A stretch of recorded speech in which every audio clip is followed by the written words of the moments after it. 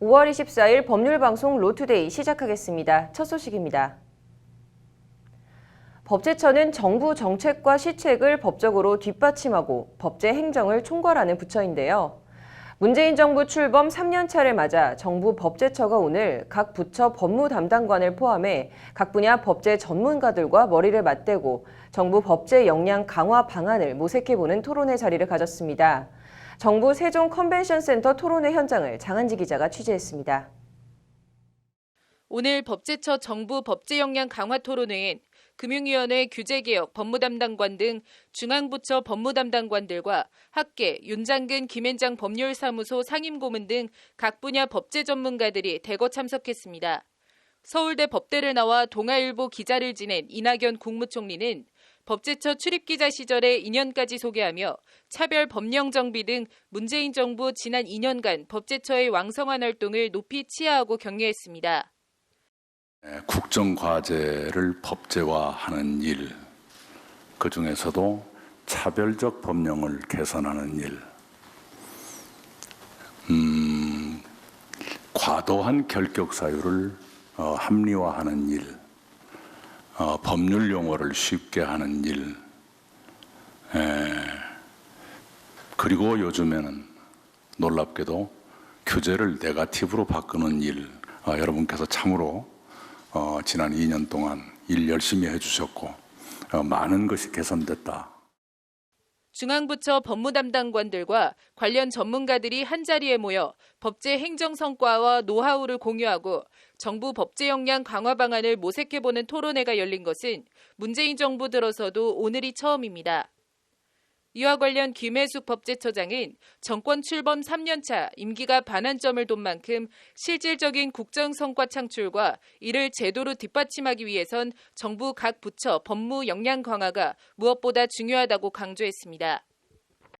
각 부처 내 입법 총괄 조정자로서 법무 담당관의 역할과 기능을 확고히 하고 역량을 강화할 수 있는 방안부터 함께 찾아보고자 합니다.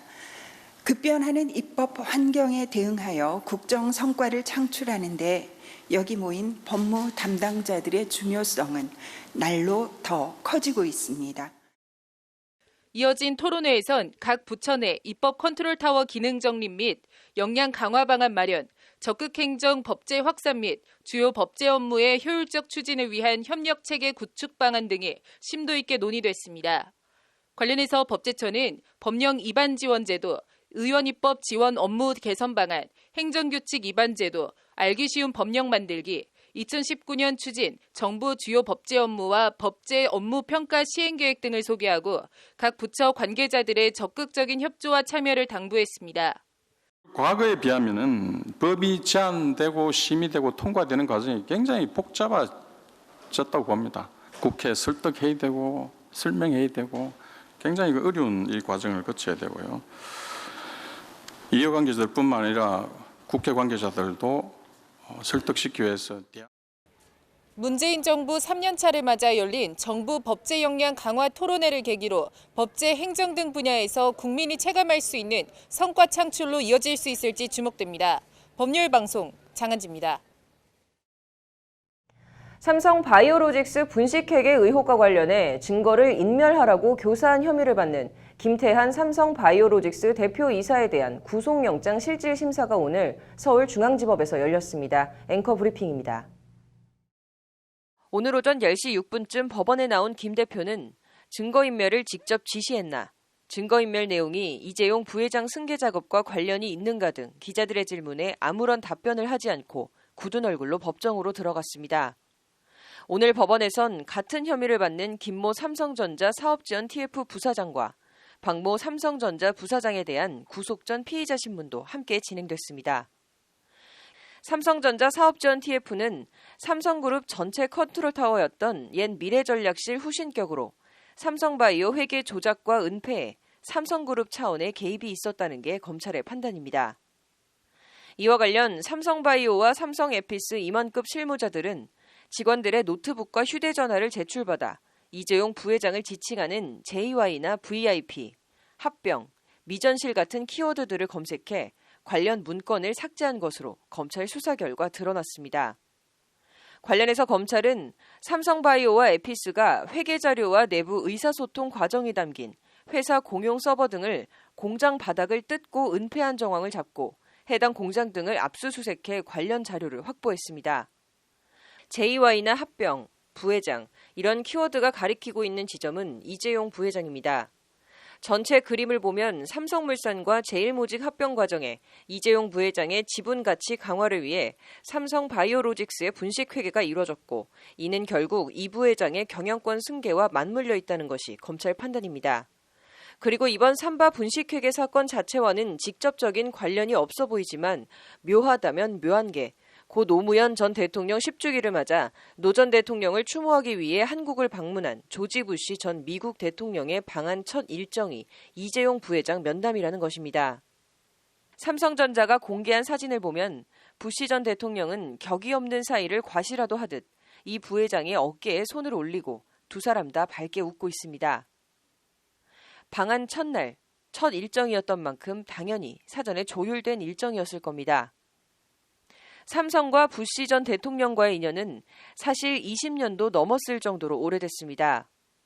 삼성은 지난 1996년 부시 대통령의 정치적 고향인 텍사스주도 오스틴에 반도체 공장을 설립하면서 인연을 맺었습니다.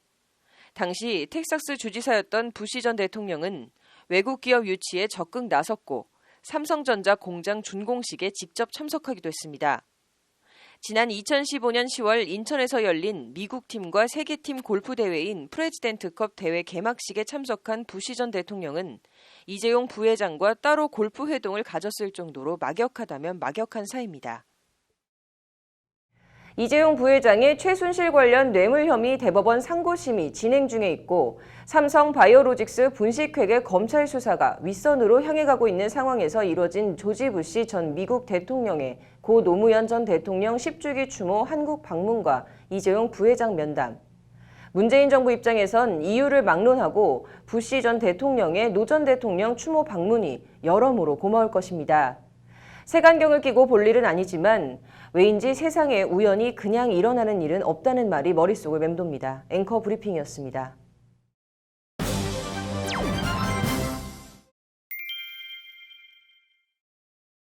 네, 부모가 자녀를 위해 드는 사랑의 회초리, 이걸 정부가 금지하겠다고 나섰습니다. 이호영 변호사의 뉴스와법에서 자세히 얘기해 보도록 하겠습니다. 이 변호사님 어서 오십시오. 네, 안녕하세요.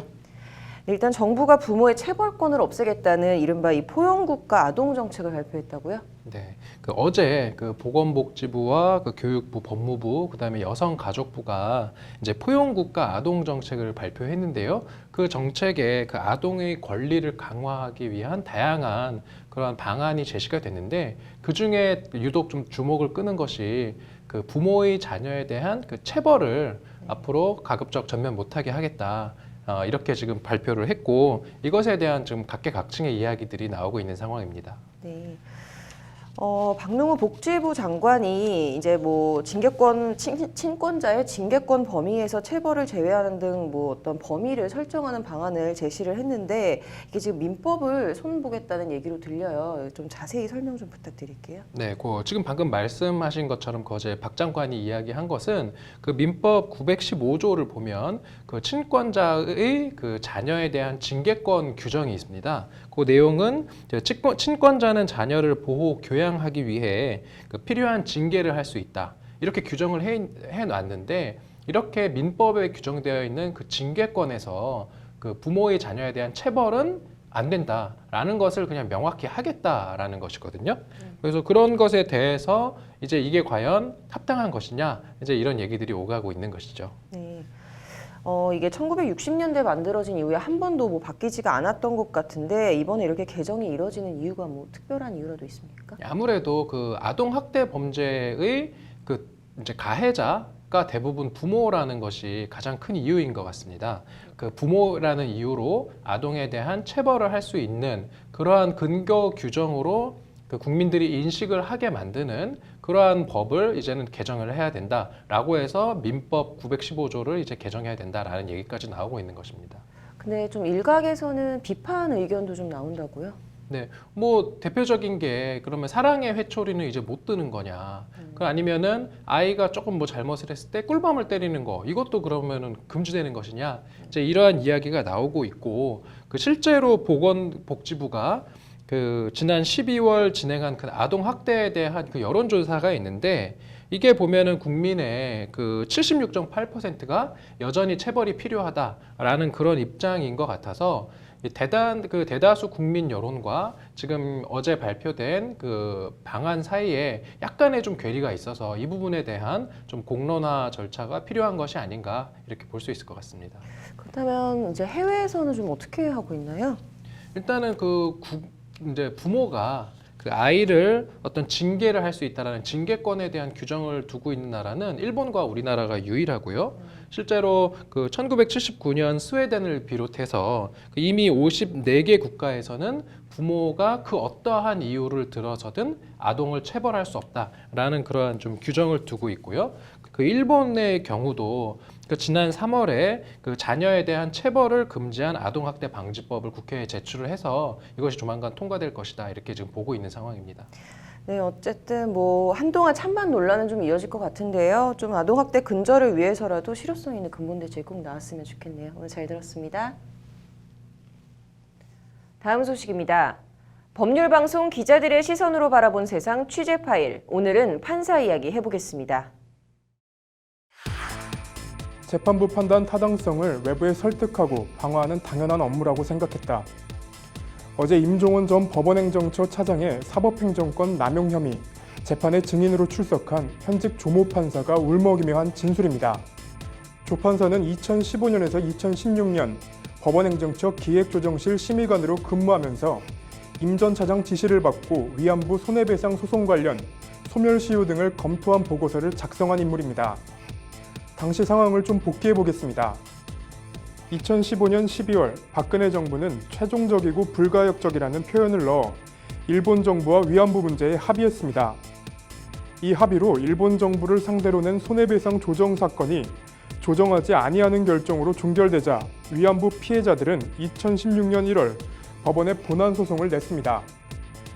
박근혜 정부는 위안부 문제는 더 이상 문제 삼지 않는 걸로 최종적으로 합의했다고 피해자들은 무슨 소리냐, 배상하라는 소송이 제기된 복잡하고 미묘한 상황. 이런 상황에서 임종원 당시 차장은 조 판사에게 관련 보고서를 작성하라고 지시합니다. 임 전 차장이 소멸시효를 언급하면서 어려운 사건 아니냐, 검토해보라고 말했다.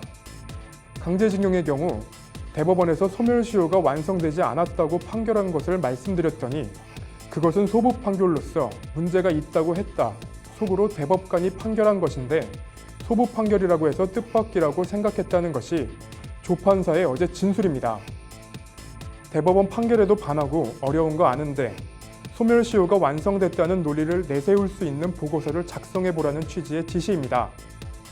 결국 조 판사는 보고서에 불법행위로 인한 청구권은 시효 소멸하지 않는다고 적시하면서도 종합검토에서는 경제적 파장 등을 고려하면 개인 청구권이 소멸했다고 판시함이 상당함이라는 상반되는 결론을 내렸습니다. 이에 대해 조 판사는 임 전 차장 생각과 상충되다 보니 내적인 갈등이 있어서 그런 것이라고 말했습니다. 아무리 생각해도 법리로는 아닌 것 같은데 임 전 차장이 원하는 보고서는 써줘야 되고 일말의 연민마저 느껴지는 진술입니다. 사법부라는 조직에 도움이 돼야 한다는 생각을 하다 보면 판결도 조직을 위한 판결을 할 수밖에 없다. 사법부가 조직 중심주의에서 벗어나지 못하는 한 양승태 대법원의 비극은 반복될 수밖에 없다. 사법행정권 남용 사태를 법원 바깥에 처음 알린 이탄희 판사. 최근 공익변호사의 길에 들어선 이탄희 변호사가 지난 16일 긴급조치 피해자 원상회복 방안 국회 토론회에서 한 말입니다. 힘 있는 사람의 편에 서면 사법부가 원하는 법안도 통과시켜주고 예산도 주고 파견 자리도 준다. 그래서 국가폭력 피해가 거래 대상으로 전락하는 거다. 절대 우연이 아니다라는 게 이탄희 변호사의 말입니다. 그래서 이 변호사가 제시하는 해법은 판사 이름을 외우자입니다. 판사 이름을 정치인, 연예인 이름 외우듯 외워야 한다. 마음에 드는 판결을 한 판사, 이상한 판결을 한 판사, 관료라고 생각되는 판사, 판사 이름을 외워야 한다. 그리고 그중 누가 헌법재판관이 되고 대법관이 되는가, 그 문제에 관심을 가져야 한다고 이 변호사는 말합니다. 어쩌다 보니 우리 법원의 전직 판사가 판사들 이름을 외우라고 주문하는, 안 그러면 눈 뜨고 코 베인다고 역설하는 법원 입장에선 황망한 지경에까지 이르렀습니다. 씁쓸하기 그지없지만 돈이 드는 것도 크게 힘이 드는 것도 아니니 이탄희 변호사 제안대로 판사 이름 외우기에 적극 동참해보는 것도 좋을 것 같습니다. 취재 파일이었습니다. 이어서 법조계 소식 전해드리겠습니다. 장자연 리스트 소송에서 허위 증언을 했다는 의혹을 받는 장씨 소속사 대표 김모 씨 위증 혐의 사건이 서울중앙지검 조사 1부에 배당됐습니다. 앞서 검찰 과거사위원회는 지난 20일 해당 사건 재수사를 권고했습니다. 검찰이 딸 KT 부정채용 청탁 의혹을 받는 김성태 자유한국당 의원에 대한 소환 조사를 검토하고 있습니다. 이와 관련 검찰 관계자는 소환하더라도 비공개로 할 것이라고 말했습니다. 사법정책연구원이 다음 달 20일 국회의사당 헌정기념관에서 사법 신뢰의 회복 방안을 주제로 심포지엄을 엽니다. 심포지엄에선 전관예우 근절 방안과 시니어 판사 제도 도입 등이 논의됩니다. 살인 및 사체 손괴 등 혐의로 기소된 변경석 씨에 대한 항소심에서 1심과 같은 징역 20년이 선고됐습니다. 변 씨는 지난해 8월 자신이 운영하던 노래방 손님을 시비 끝에 살해하고 사체를 훼손해 유기한 혐의입니다. 5월 24일 법률방송 로투데이 여기서 마치겠습니다. 시청해주신 여러분 고맙습니다.